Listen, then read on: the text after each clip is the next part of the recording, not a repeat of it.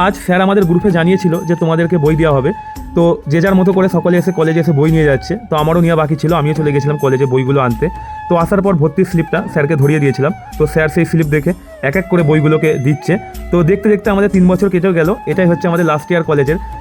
তো অলরেডি আমার বইগুলো নেওয়া হয়ে গেছে। তো এত বই কবে পড়বো জানি না, তো বই তো নিতেই হবে যেহেতু বই দেওয়া হচ্ছে।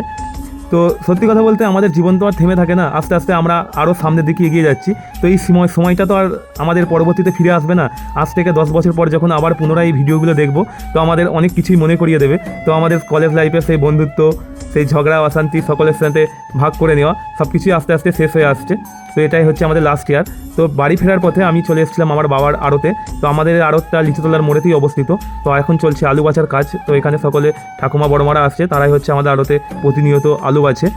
তো বাবার সাথে দেখা করতে এসেছিলাম, একটু কাজ ছিল আড়তে। তো সেই কাজটা মেটানোর পর আমি চলে গিয়েছিলাম বাড়ি যাওয়ার পর বিকালবেলাতে আমাদের গাছে কিছু নারকোল শুকিয়ে গেছে। তো আগেও কিছু নারকোল পড়ে গিয়েছে, তো তারপরে আরও কিছু নারকোল হয়ে আছে বা কিছু ডাবও হয়ে আছে। তো এই নারকোলগুলো শুকিয়ে গেছে, আমি একটু পেরে নিয়েছিলাম একটা বড় লগা দিয়ে। তো সকলে ভালো থেকো, সুস্থ থেকো, দেখা হচ্ছে পরের ভিডিওতে।